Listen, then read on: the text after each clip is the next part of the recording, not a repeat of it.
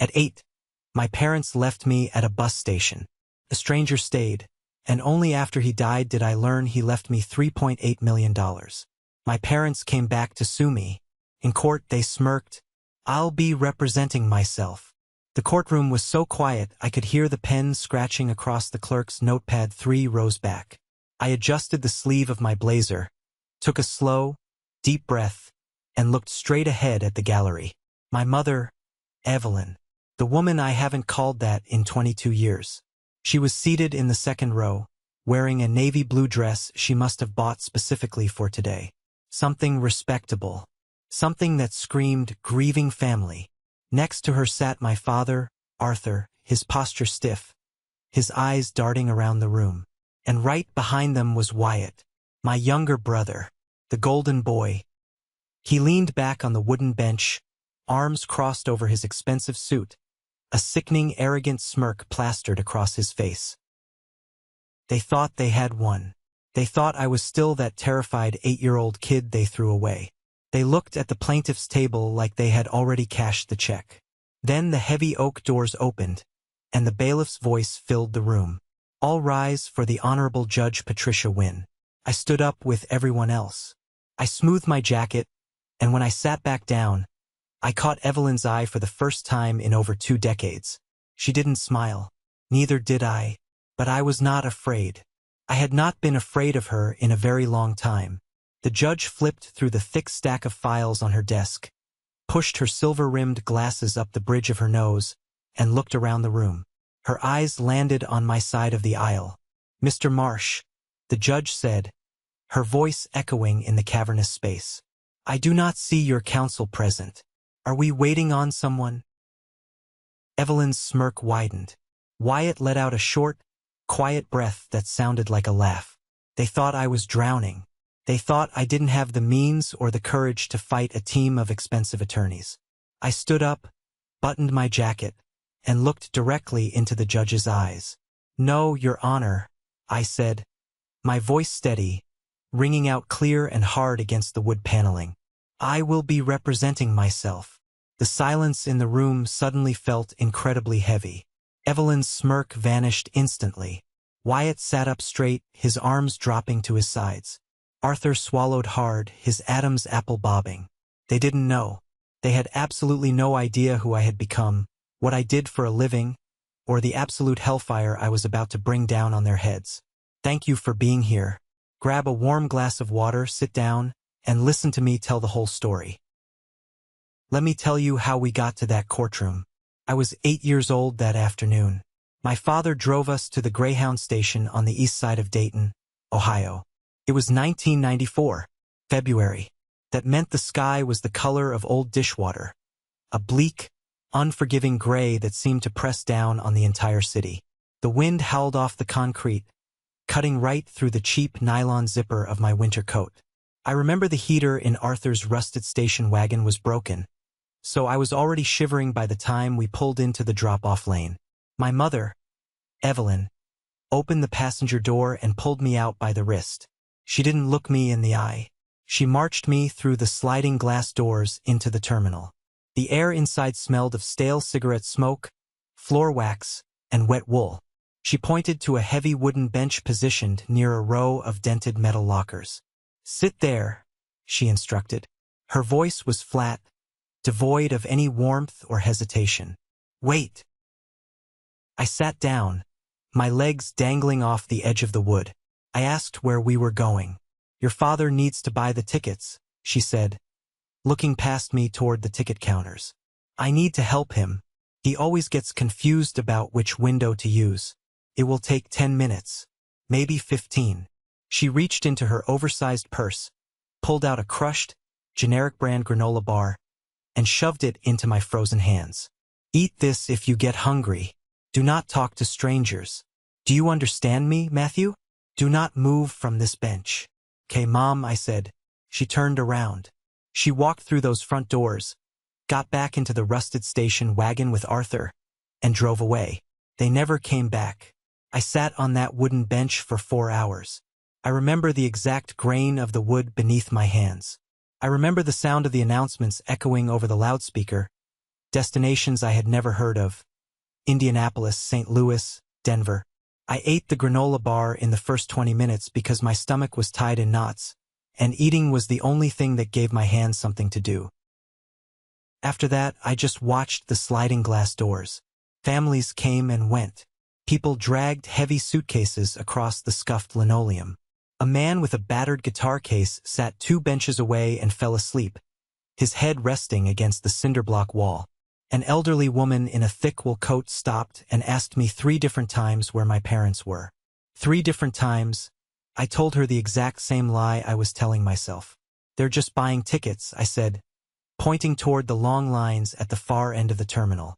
By the 4th hour, the overhead lights flickered on, buzzing loudly. The terminal began to clear out. The sky outside the glass doors turned from gray to pitch black. My feet were numb. My throat burned. I had stopped saying they were buying tickets. I had stopped looking at the doors.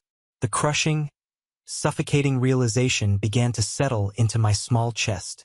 The fear of being entirely unwanted. The agonizing truth that the people who were supposed to protect me from the monsters in the dark had just left me in the dark. A woman named Deborah finally came over. She worked the information window, sitting behind thick pane glass all day answering questions from tired travelers. She had reading glasses pushed up into her frizzy hair and a dark brown coffee stain near the bottom of her employee lanyard. She sat down heavily beside me, the wooden bench groaning under her weight. She asked my name. I told her. She asked who I came with. I told her that, too. I told her about the tickets and the 10 minutes. She looked at me, her eyes softening in a way that made my stomach drop. She nodded very carefully. It was the specific way adults nod when they are trying incredibly hard not to show a child that something is catastrophically wrong. "I'm going to make a phone call, sweetie," she said softly. "Would you like another granola bar while we wait?" I said yes, please. I didn't want the food. I just wanted her to stay near me. 10 minutes later, the police arrived. 2 officers with heavy utility belts and radios crackling on their shoulders walked through the doors. Then came Mrs. Higgins, a tired-looking woman from Child Services carrying a thick clipboard. They took me away in the back of a police cruiser. I stared out the window at the dark streets of Dayton, watching the streetlights bleed across the glass. They brought me to a county building. It was a world of harsh fluorescent lighting and hard plastic chairs. The smell of industrial bleach and old paperwork hit me the moment I walked in. They put me in a waiting room with a television mounted far too high in the corner, playing a cartoon with the volume muted. I sat in a blue plastic chair. I kept staring at the heavy wooden door leading to the hallway. I kept thinking Arthur and Evelyn would burst through it, frantic, apologizing, explaining the massive misunderstanding. I was 8 years old. That was the only story I knew how to tell myself to survive the night. I didn't know the system had already opened a file on me. I didn't know the word custody yet, but my custody was now the property of the state of Ohio. I spent 2 days in that building, moved from room to room, asked the same questions by different adults with tired eyes. Nobody came for me. The silence from my family was deafening. Every time a phone rang, my heart hammered against my ribs, but it was never them. I began to shrink into myself. I stopped answering questions. I built a thick, invisible wall around my mind. I decided that if I didn't care about anything, nothing could ever hurt me this badly again. It was a Thursday afternoon. I was still sitting in that sterile waiting area, waiting for Mrs. Higgins to figure out which overcrowded foster home had a spare cot for a silent 8-year-old boy. The door opened, and a man walked in. His name was Elijah Marsh. He was 53 years old, wearing a faded brown corduroy jacket with patches on the elbows. He looked around the room, mildly confused. He volunteered every other Thursday to drive elderly clients from the community center to their medical appointments. He had taken a wrong turn looking for the elevator and ended up in the Child Services waiting area instead. He stood in the doorway for a long moment. He looked at the empty reception desk. Then he looked at me. I was huddled in the corner chair, knees pulled to my chest, staring a hole into the linoleum floor. Instead of turning around and finding the elevator, Elijah walked slowly across the room. He didn't hover. He didn't give me that look of suffocating pity that everyone else in this building gave me. He just sat down in the plastic chair next to mine. He let the silence hang there for a minute. "Do you know how to play chess?" he asked. His voice was low, gravelly, and completely calm. I slowly shook my head. I didn't speak. "That's fine," he said, not missing a beat. "I can teach you." He reached into the deep pocket of his corduroy jacket and pulled out a small, folding magnetic travel chess set. He opened it on the empty chair between us. The pieces were tiny, chipped plastic. He set up the board meticulously. We played for 40 minutes. Elijah was patient in a way that I had never experienced. He wasn't performing patience for an audience. He wasn't waiting for me to thank him. He was genuinely, entirely unbothered by how long it took me to understand the rules. He explained how the knight moved in an L shape 3 times, never once making me feel stupid for forgetting. When I finally trapped his bishop, the corner of his mouth twitched upward. "Good instinct," he murmured. When Mrs. Higgins finally rushed into the room, flustered and holding a stack of files to take me to my temporary placement, Elijah didn't just walk away. He stood up, wiped his hands on his trousers, and extended a hand to me. He shook my small hand like I was a grown man. "Keep your eyes on the center of the board, Matthew," he said. I thought I would never see him again. People always left. That was the fundamental rule of my universe. But 6 days later, Elijah showed up at my first foster placement. He had gone through the proper channels, filled out the mountain of background checks, and demanded visitation rights. He brought the magnetic chess set. He brought a library card he had signed up for in my name. For the first time in my life, someone had made a promise to me and actually kept it. Elijah visited me every single week for the next 8 months. He followed me through 2 different emergency placements and 1 move across county lines. During the period where I stopped speaking entirely because I had run out of words that felt safe to say out loud, he just sat with me and moved the wooden pieces across the board. He never pushed. He never demanded gratitude. When I was 9.5, he sat me down on the porch of the group home. He looked me square in the eye. "Matthew, I would like to apply to be your foster parent. I want you to come live with me, but only if you want to. Trust has to be earned. And if I haven't earned yours yet, I understand." I said yes before he could finish the sentence. I moved into his house on a crisp Saturday in October. It was a modest, cream-colored colonial on a quiet, tree-lined street in Centerville. The moment I walked through the door, the smell of cedar wood, old paperbacks, and baking bread enveloped me. Every surface in the house had something interesting on it. A half-finished crossword puzzle, a stack of history books, a coffee mug with a chipped rim. He showed me my room. It had a blue quilt and a lamp shaped like a lighthouse. "It's yours," he said. "Change whatever you want." I never changed a thing. Elijah raised me. He didn't just house me, he taught me how to live. He lived on what I assumed was a very modest salary. He drove a 12-year-old Subaru with a dent in the bumper. He bought his clothes from the sale rack. He fixed the plumbing himself when the pipes leaked. But he made sure I had everything I needed. When I graduated high school, I expected to take out massive loans. Instead, Elijah sat me down at the kitchen table and handed me a folder. He had quietly funded a college fund for me. He paid for my undergraduate degree without mentioning it was a sacrifice. He paid for law school without acting like it was extraordinary. I became a lawyer, specifically, a family law attorney. I took cases representing kids caught in the crossfire of vicious custody battles. I worked my way up, secured a major promotion at a high-end firm in Columbus, and eventually went out on my own to start my own practice. Elijah was there for all of it. He sat in the 3rd row at my law school graduation, clapping in that contained, sincere way of his. When I was 31, Elijah's health began to fail. He faded quietly, exactly the way he lived. He passed away on a Tuesday morning in March, peaceful in his own bed. The funeral was small. No fanfare. Just the neighbors, some folks from the community center, and me. I stood by his grave, the cold wind whipping around me, feeling an immense, crushing loss. But this time I wasn't an abandoned 8-year-old. I was a man forged by the love of a good father. I packed up his house slowly. I kept the blue quilt. I kept the chess set. I cried exactly as much as I needed to, and then, because Elijah would have demanded it, I got back to work. A week after I packed away the last of Elijah's books, I received a phone call from an attorney named Richard. He handled estate law and told me Elijah had named me as the sole executor and beneficiary of his will. I scheduled a meeting at his office downtown, expecting to sign over a small savings account, maybe the deed to the cream-colored colonial, and close out the final chapter of my father's life. Richard's office was oak-paneled and smelled faintly of expensive leather. He slid a thick, bound folder across the polished desk.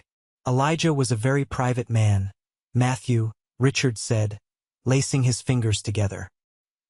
He gave me strict instructions not to discuss the details of his portfolio with you until he had passed.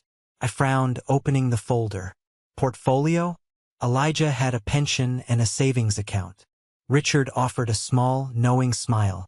Elijah Marsh inherited a significant sum from his own father in the 1970s. He never touched the principal.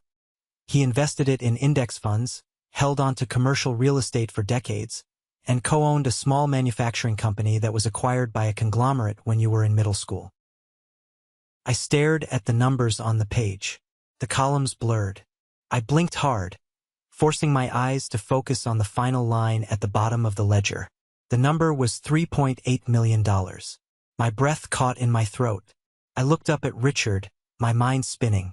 $3.8 million. This was the man who drove a 12-year-old Subaru. The man who patched the knees of his own corduroy trousers. He had multi-generational wealth, real, substantial money, and he never said a word. He lived a life of total simplicity because he wanted to, not because he had to. He left it all to you, Richard said softly. The inheritance is entirely yours. There are no contingencies. I sat back in the heavy leather chair, the leather creaking under my weight. I didn't care about the money. I honestly didn't. What hit me, what made the tears finally spill over my eyelashes and burn down my cheeks, was the profound, absolute trust. Elijah knew exactly what he was building. He knew exactly what he possessed. And he looked at a broken, silent kid from a bus station and decided I was worthy of his entire legacy. He wanted you to have the freedom to practice law on your own terms, Richard added, handing me a tissue. I signed the paperwork. I transferred the funds. I walked out of that office feeling a heavy, beautiful responsibility pressing down on my shoulders. I was going to honor his name. I was going to make sure the Marsh legacy meant something. But I didn't know that the smell of blood in the water had already attracted the sharks. 6 weeks later, the estate was officially filed in probate court. It's a matter of public record. Anyone who knows where to look can see the filings. I was sitting at my kitchen table on a Tuesday evening, drinking black coffee and reviewing a brief for a client, when there was a sharp knock at my front door. It was a courier. He handed me a thick manila envelope, asked for my signature, and walked away. The envelope was stamped, certified mail. I walked back into the kitchen, ripping the tab off the top. I pulled out a stack of legal documents. At the top of the first page, printed in bold, black letters, were the names of the plaintiffs, Arthur and Evelyn. My stomach plummeted. The coffee I had just drank turned to acid in my throat. The physical reaction was immediate and violent. My chest tightened, my vision narrowed, and for 3 agonizing seconds, I was 8 years old again, freezing on a wooden bench. I forced myself to breathe. I gripped the edge of the kitchen table until my knuckles turned stark white. I forced my lawyer brain to take over. I read the petition. My biological parents were suing me for the full amount of Elijah's estate. The legal claims were aggressively creative. They argued that as my biological next of kin, they had a prior and superseding claim to any inheritance I received. They argued that because Elijah was unmarried, the estate should revert to them as my original legal guardians of record. They claimed they had never formally consented to my adoption, and that the termination of their parental rights had been handled improperly by the state. I looked at the return address on the envelope. Beaver Creek, Ohio. They lived 20 minutes away. For 22 years, they had lived a 20-minute drive from where they abandoned me. They had been that close the entire time. They never looked for me. They never called. They never cared if I was dead or alive. Until there was $3.8 million on the table. I dropped the papers onto the table. I wasn't shaking anymore. I wasn't sad. The residual trauma of the abandoned child evaporated, replaced instantly by a cold, calculating, and absolute fury. The sheer audacity of it. The brazen, disgusting greed. They wanted a fight. They had absolutely no idea who they had just dragged into the ring. Before I drafted a single legal response, I needed to understand their angle.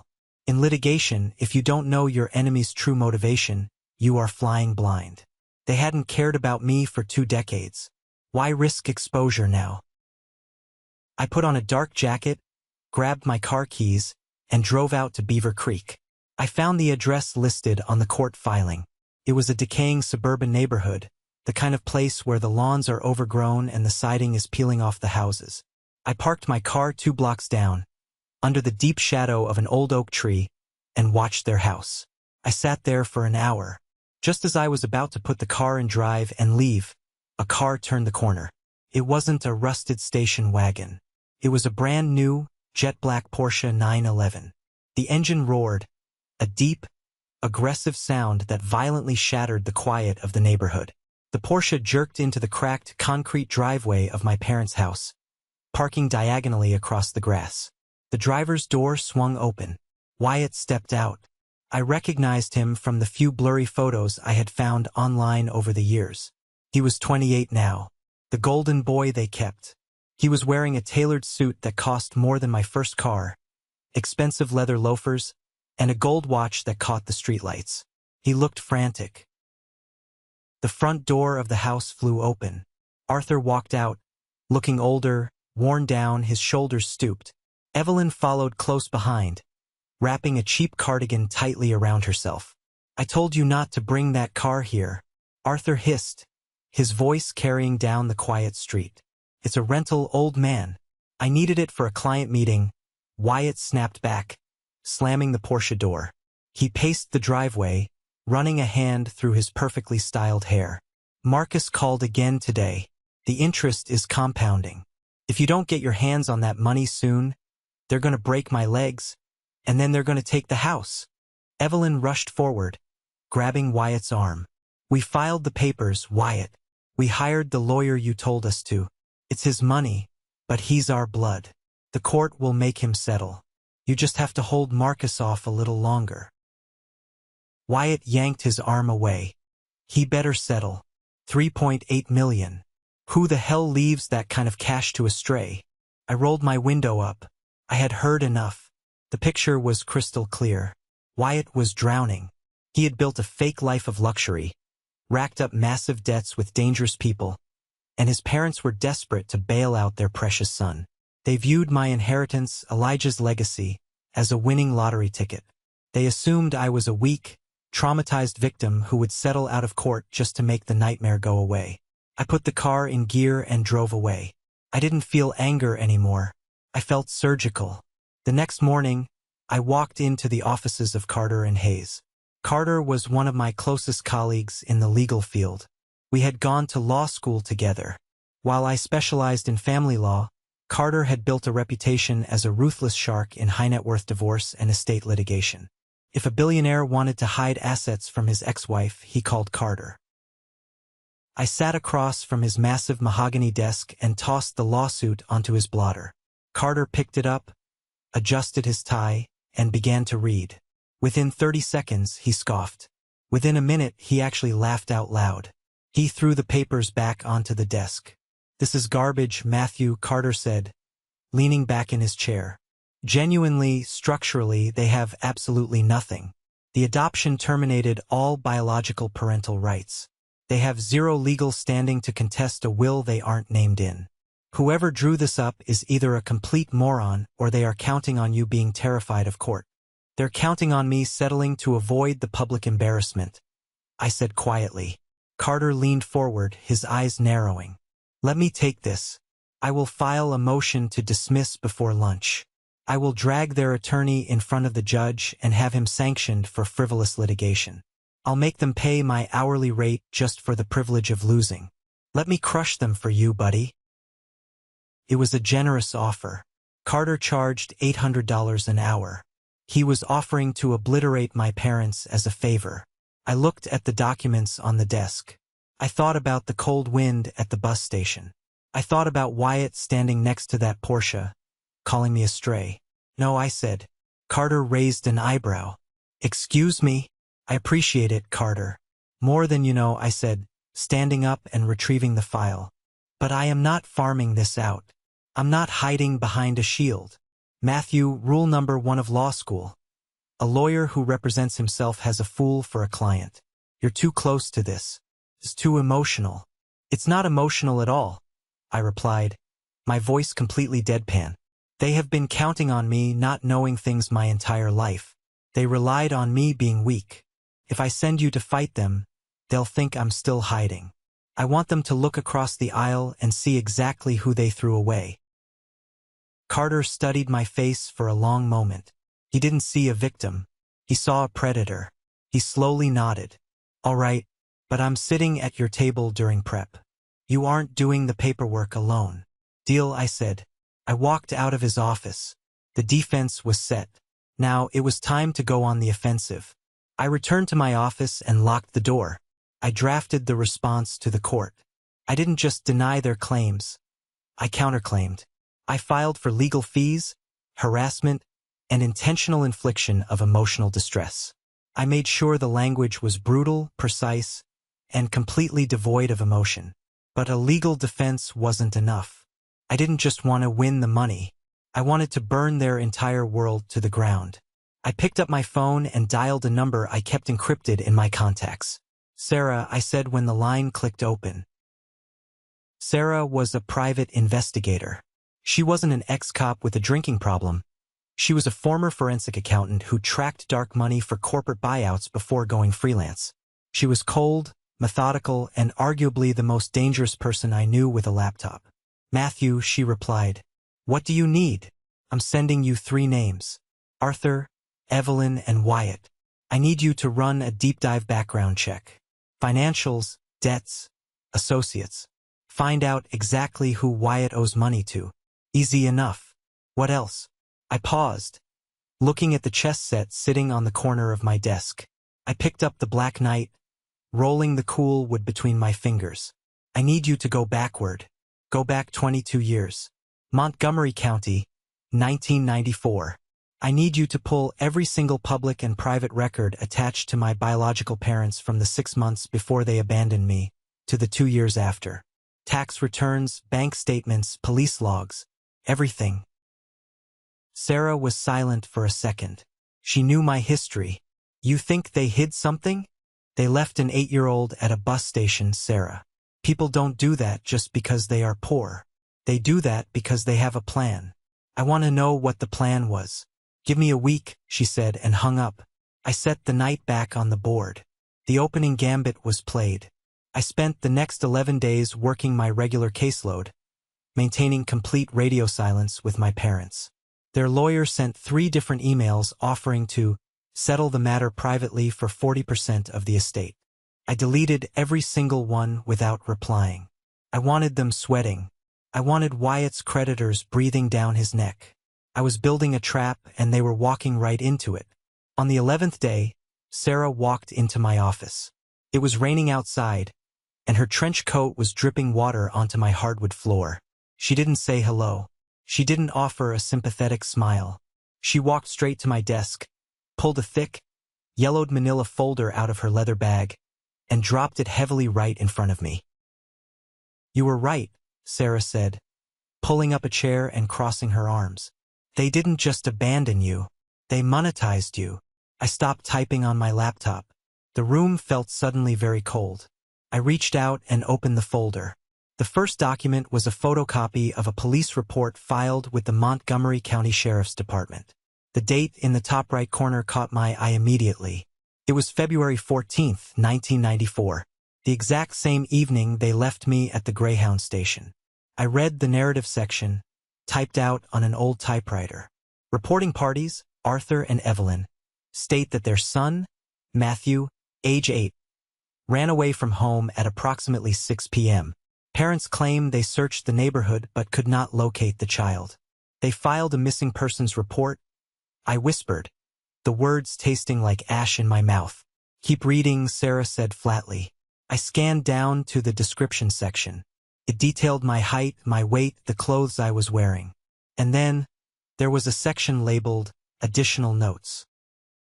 Parents described the child as severely troubled. History of running away. History of violent outbursts and severe behavioral problems. Child is uncooperative and prone to hiding. My jaw clenched so hard my teeth ached. A violent outburst? I was a quiet kid whose biggest disciplinary issue in 3rd grade was reading a comic book under my desk during math class. They lied. They painted me as a delinquent so the police wouldn't look too hard. They gave the authorities an excuse to write me off as a runaway who didn't want to be found. They covered their tracks, I said, turning the page. They made sure no one would connect an abandoned kid at a bus station downtown with a troubled runaway from the suburbs. That was just step 1 to establish the narrative, Sarah pointed out, tapping the folder. Look at the next document. Look at what they did next. I flipped to the next section of the file. It was a contract from a mid-level insurance firm based out of Chicago. It was a life insurance policy. The policy was taken out 18 months before they dropped me at the station. The insured party was me. The beneficiaries were Arthur and Evelyn. They insured a child? I asked, looking up at Sarah. It's not entirely uncommon to get small burial policies for kids, Sarah explained, her voice entirely devoid of emotion. But look at the riders. Look at the specific clauses. I dragged my finger down the dense legal text until I hit a highlighted section. The policy included a specific contingency clause for a payout in the event of a prolonged disappearance, meeting the legal threshold for presumed death. I flipped to the very last page in the folder. It was a copy of a cleared bank check. It was dated exactly 2 years and 1 month after the night at the bus station. The check was made out to Arthur and Evelyn. The amount was $62,000. I stared at the numbers. $62,000. I let the reality of those digits wash over me. They didn't just walk away because they couldn't afford to feed me. They didn't make a terrible mistake under unimaginable pressure. They planned it. They took out the policy. They waited for the waiting period to clear. They drove me to a bus station, dumped me like garbage, drove straight to a police precinct to file a fake report, and then waited 2 years to declare me legally dead. They committed insurance fraud. They sold my life, my safety, and my sanity for $62,000 to pay off their debts and keep their golden boy Wyatt comfortable. I closed the folder. I rested my hands flat on top of the cardboard. I didn't feel devastated. I didn't feel broken. I felt a sense of ultimate, terrifying clarity. The final puzzle piece had clicked into place. They weren't just terrible parents. They were felons. They had committed grand larceny, insurance fraud, and filed false police reports. And now, 22 years later, these same felons had walked into a court of law to demand another $3 million from the ghost they created. Sarah, I said, looking up at her. My voice was dangerously calm. Yeah. Make 3 copies of this entire file. Put them in sealed binders. I looked down at the folder, a cold, predatory smile spreading across my face. I had the ultimate weapon. They had handed me the gun, loaded the chamber, and pointed it at their own heads. All I had to do was pull the trigger in front of the judge. We are back in the present. The courtroom of the Honorable Judge Patricia Wynne. The heavy wooden doors were closed, sealing us inside a space where only the law mattered. I sat alone at the defendant's table. Across the aisle, Arthur, Evelyn, and Wyatt sat behind their hired attorney, a man named Vance. Vance wore a suit that looked expensive from a distance but was shiny at the elbows up close. He had the kind of aggressive, overly confident posture typical of a lawyer who usually handled messy divorce settlements by bullying the opposing counsel into submission. Judge Wynne folded her hands on her desk and looked down at Vance. "Counselor," she said, her voice cutting through the silence like a razor. "I have read your initial filings. I am struggling to find the legal standing for your clients to contest this will. Please, enlighten the court." Vance stood up. He buttoned his jacket with a practiced flick of his wrist. He didn't look at me. He looked at the judge, flashing a smile that was entirely out of place. "Your Honor, we are here today to correct a profound injustice," Vance began, his voice booming dramatically. "My clients, Arthur and Evelyn, are the biological parents of the defendant. They share a bond of blood, an unbreakable biological imperative. It is our assertion that the late Elijah Marsh, while serving as a guardian, circumvented standard custody protocols. Because of this, my clients maintain their status as the rightful next of kin. Therefore, the inheritance left by Mr. Marsh should rightly be placed in a trust managed by his original biological family." I listened to him speak, keeping my face completely blank. It was a masterclass in legal fiction. He was throwing emotional buzzwords at the wall, hoping something would stick. He talked about family values. He talked about the tragic separation of a child from his parents. He painted Arthur and Evelyn as grieving victims of a flawed system. Behind him, Wyatt leaned back in his chair. He crossed one leg over the other, adjusting his gold watch. He shot a glance in my direction and actually smirked.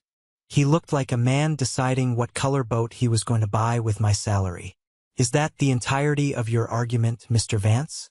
Judge Wynn asked. She did not look impressed. "We believe the biological tie supersedes an adoption decree that was finalized without my client's explicit presence, Your Honor," Vance said, puffing out his chest. Judge Wynn turned her gaze to me. "Mr. Marsh, your response." I stood up slowly. I didn't rush. I arranged my perfectly aligned files on the table. I looked at Vance. Then I looked at Evelyn and Arthur. They stared back, their eyes greedy, hungry, waiting for me to crack under the pressure. They still thought I was the silent 8-year-old kid who didn't know how to fight back. "Your Honor," I said, my voice steady and completely devoid of emotion. "Opposing counsel's argument is not just legally flawed. It is fundamentally absurd." I direct the court's attention to Exhibit A in my response brief. The official adoption decree from Montgomery County, dated October 12, 1996. I held up the document. Under Ohio state law, the finalization of a legal adoption permanently severs all legal ties, rights, and privileges of the biological parents. They are legally considered strangers to me. They have no standing to request visitation, no standing to claim custody, and absolutely zero standing to contest a legally sound will executed by my adoptive father. I watched Vance's confidence begin to chip away. He shifted his weight from one foot to the other. Furthermore, I continued, pacing slightly in front of my table. The assertion that they were not present for the termination of their parental rights is a matter of public record. They were not present because they abandoned me at a Greyhound bus station in 1994 and never returned. The state terminated their rights due to gross neglect and abandonment. They cannot now, 22 years later, claim a legal right to a $3.8 million inheritance simply because they share my DNA. I spoke for exactly 9 minutes. I didn't raise my voice. I didn't get emotional. I used the precision and clarity that Elijah had taught me. I dismantled every single one of Vance's arguments using cold, hard statutes. I built a wall of legal precedent so thick that a tank couldn't drive through it. When I finished my rebuttal, I looked over at the plaintiff's table. Wyatt's smirk was gone. His leg was bouncing nervously under the table. Evelyn's knuckles were white as she gripped the edge of the wooden bench. Judge Wynn nodded slowly. "Mr. Marsh makes a compelling, fact-based argument, Mr. Vance. Your claims appear entirely without merit." "Your Honor, if I may," Vance stammered, pulling a handkerchief from his pocket and dabbing his forehead. "We merely seek equitable distribution." "I am not finished, Your Honor," I interrupted, my voice slicing through Vance's panic. The courtroom went dead silent. I reached down and picked up the 3 thick, sealed binders Sarah had prepared for me. I walked over to the bailiff and handed them to him. He carried one up to the judge and placed the other on the table right in front of Vance. "Your Honor," I said, standing tall in the center of the room. "The plaintiffs have filed a frivolous lawsuit in an attempt to extort money from my father's estate. But that is the least of their crimes. I have submitted into evidence a comprehensive investigative report detailing the events of February 14th, 1994. Vance opened the binder. He flipped to the first page. I watched the color rapidly drain from his face. On the night my biological parents abandoned me, they drove directly to the Montgomery County Sheriff's Department. They filed a false police report, claiming I was a troubled runaway who had fled our home. They falsified my behavioral history to ensure the police would not search aggressively." Arthur gasped loudly.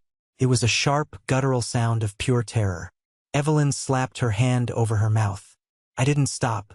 I looked directly at Wyatt, locking eyes with the golden boy who was watching his entire life evaporate. 18 months prior to abandoning me, Arthur and Evelyn took out a life insurance policy on my life. The policy included a specific rider for a payout in the event of a prolonged disappearance. Exactly 2 years and 1 month after they dumped me at that bus station, they filed a claim asserting I was legally dead. Judge Wynn flipped rapidly through the binder, her eyes scanning the highlighted bank check. Her expression, usually a mask of judicial neutrality, morphed into absolute, unadulterated disgust. "They collected a payout of $62,000. I stated, my voice echoing off the walls. "They did not lose a child. They liquidated an asset. They committed felony insurance fraud, grand larceny, and filed false reports to federal and state agencies. They built their lives and funded their younger son's lifestyle on blood money. And now, they have walked into this courtroom to try and steal from the man who actually saved my life." The silence that followed was suffocating. It was the sound of a trap snapping entirely shut. Vance was hyperventilating. He looked at the documents, looked at Arthur and Evelyn, and then looked at the judge. He was a sleazy lawyer, but he wasn't stupid. He realized instantly that his clients had used him to facilitate a shakedown, and they had just exposed him to massive liability and potential disbarment. "Your Honor," Vance basically shouted, his voice cracking. He practically threw the binder down on the table, stepping away from Arthur and Evelyn like they were radioactive. "Your Honor, I had no knowledge of this. None whatsoever.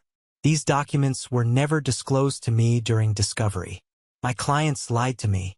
"Sit down, Mr. Vance," Judge Wynn commanded, her voice like thunder. Vance collapsed into his chair, wiping his sweating face with his hands. Wyatt jumped to his feet. "This is fake," he yelled, pointing a shaking finger at me. "He forged those papers. He's just trying to keep the money." "Bailiff, secure that man," Judge Wynn ordered immediately. The bailiff stepped forward, placing a heavy hand on Wyatt's shoulder and forcing him back into his seat. Wyatt looked at his parents, his eyes wide with panic. "Tell them it's a lie. Dad, tell them." Arthur couldn't speak. He was staring blankly at the floor, his chest heaving. Evelyn was quietly sobbing, her face buried in her hands. They knew it was over. Every dark secret they had buried 22 years ago was now sitting under the bright fluorescent lights of a federal courtroom. Judge Wynn closed the binder. She folded her hands and looked directly at the plaintiff's table. "In my 30 years on the bench, I have rarely seen a display of such profound depravity," Judge Wynn said, her voice shaking with restrained anger. "The claims brought forth by the plaintiffs are dismissed with extreme prejudice. Furthermore, I am ordering the plaintiffs to pay all legal fees and court costs incurred by the defendant." She picked up her gavel, but she didn't strike the sounding block yet. She looked at me. "Mr. Marsh, I am taking possession of this evidence. I am personally forwarding this entire file to the Montgomery County District Attorney's Office, as well as the State Insurance Fraud Investigation Unit. I am strongly recommending immediate criminal prosecution."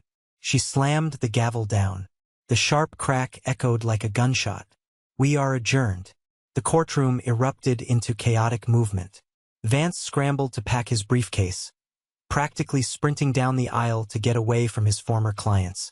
Two court officers moved quickly toward the plaintiff's table to detain Arthur and Evelyn for questioning based on the judge's orders. I calmly packed my legal pads and my laptop into my briefcase. I clicked the locks shut. As I turned to walk down the center aisle, my path was blocked. Evelyn had pulled herself away from the officers for just a second. She stood in front of me. Her face was streaked with cheap mascara. Her hands were trembling violently. She looked up at me, and for a split second, I saw the mother I used to know. I saw the woman who used to read me bedtime stories before the money ran out and the darkness took over. She reached her hand out, her fingers hovering just inches from my suit jacket. "Matthew," she whispered, her voice cracking. "Please." We were desperate. We didn't know what to do. "You're my son. You have to help us. Please, don't let them take us away." She was looking for a lifeline. She was hoping that somewhere, buried deep inside my chest, there was still a frightened 8-year-old boy who just wanted his mother to love him. She was hoping for a moment of weakness, a drop of shared blood to save her from the consequences of her own actions. I stopped. I looked down at her. I didn't feel anger. I didn't feel hatred. I felt an overwhelming, profound emptiness. "You are mistaken," I said, my voice completely flat. "Your son is sitting right behind you." I stepped around her. I didn't look back. I walked down the long aisle, pushed open the heavy wooden doors, and stepped out into the marble hallway. I walked out of the courthouse and onto the front steps. The sky above Ohio was a brilliant, blinding blue. The wind was warm. For the first time in 22 years, I took a deep breath, and the air actually reached the bottom of my lungs. The phantom weight I had been carrying my entire life, the feeling of being unworthy, the lingering fear of the dark, was completely gone. I was free. Time moves quickly when you are no longer chained to the past. 6 months later, the legal machinery we set in motion that day in court reached its inevitable conclusion. The district attorney did not offer a plea deal. They brought the hammer down. Arthur and Evelyn were indicted on multiple felony counts of insurance fraud, conspiracy, and filing false police reports. Because the crime involved the fraudulent exploitation of a minor, the judge showed absolutely no leniency during sentencing. They were both handed significant prison terms. The house in Beaver Creek was seized by the state to pay back the insurance company, along with decades of compounded interest. As for Wyatt, his world collapsed with spectacular speed. Without his parents' home to borrow against, and without the $3 million he was banking on, his creditors closed in. I heard through Carter that Wyatt's shiny black Porsche was repossessed in the middle of the night. He was evicted from his luxury apartment. For about 3 weeks, my phone rang constantly from unknown numbers. It was Wyatt, leaving increasingly frantic, desperate voicemails. He begged for a loan. He begged for a job at my firm. He cursed me, then cried, then pleaded. I never answered. I never called back. I eventually changed my number. You cannot save a man who is determined to drown, especially when he expects you to act as his raft. They made their choices. I let them live with the results. I didn't let the inheritance sit in an index fund. Elijah had given me the tools to build a life, but he also gave me the resources to build a legacy. In the spring, I filed the paperwork to establish the Elijah Marsh Foundation. I took a massive portion of the inheritance and placed it into an irrevocable trust. The foundation had one specific, unwavering mission: providing elite, pro bono legal representation to children trapped in the foster care system. I hired Carter to handle the financial structuring, finally giving him a chance to bill me his ridiculous hourly rate. We built a network of aggressive family law attorneys who stepped into custody battles, abuse hearings, and placement disputes to make sure no child was ever left undefended in a room full of tired adults. We even established a dedicated college fund program for kids who aged out of the system, giving them the same head start Elijah had given me. On the day we officially opened the foundation's office downtown, I took my first case personally. I walked into a sterile county building, navigating the same harsh fluorescent lighting and smells of floor wax I remembered from my own childhood. I walked into an interview room. Sitting at the table was a 10-year-old boy. He was clutching a ragged backpack, staring down at the scuffed linoleum floor, completely silent. I sat down in the chair across from him. I didn't push. I didn't ask him how he was feeling. I reached into my briefcase and pulled out Elijah's old, chipped magnetic travel chess set. I opened the board and placed it between us. "Do you know how to play chess?" I asked quietly. The boy slowly shook his head. "That's fine," I said, offering him a small smile. "I can teach you." I sit in my office now, looking out over the city skyline. My law firm has grown. I recently secured a promotion to senior partner, but my real work, my life's work, happens through the foundation. On the corner of my large oak desk sits that same magnetic chess set. It is permanently set up mid-game. It serves as a constant reminder of how incredibly fragile a human life is, and how easily the trajectory of that life can be altered by a single choice. Arthur and Evelyn chose a check for $62,000. They chose to protect themselves. They chose to look at a terrified 8-year-old boy and see nothing but a liability. Elijah Marsh took a wrong turn looking for an elevator. He saw a broken kid sitting in a plastic chair. He didn't have to stop. He didn't have to stay. But he pulled a chess set out of his pocket and made a different choice. He chose patience. He chose love. Blood does not make a family. Blood is just biology. Family is the people who choose to sit next to you in the dark. Family is the people who show up when there is absolutely nothing to gain. They thought they broke me at that bus station. They thought they destroyed my future. But all they did was clear the board so a real father could sit down and teach me how to win the game. Thank you for sticking around and listening to my story. I know it was a heavy journey, but getting it out into the open feels like putting down a weight I've carried for decades. I hope this resonated with you in some way. Family dynamics are rarely simple, and sometimes the hardest thing in the world is learning to walk away from the people who are supposed to protect you. Have you ever found yourself in a similar situation where you had to choose your own peace over toxic family members? If you made it all the way to the end of this video, I want you to comment the letter W below. That stands for winner. It's our secret code for the 1% Club, the group of amazing people who actually watch until the very last second. When I see that W, I'll know exactly who my true supporters are. Please hit that like button if this story meant something to you, and don't forget to follow the channel so we can keep sharing these journeys together. I appreciate you all. See you in the next one.